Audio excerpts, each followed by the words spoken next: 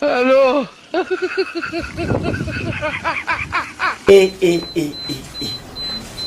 Ese ibi no kwituma ni ibiki?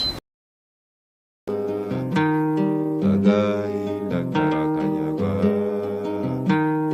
kizirika ku mutima ugatinya bukunda.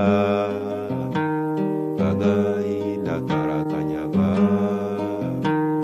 ugatinya bukunda ugakunda ibigukenya.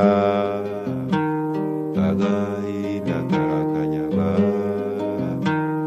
aho wicaye hose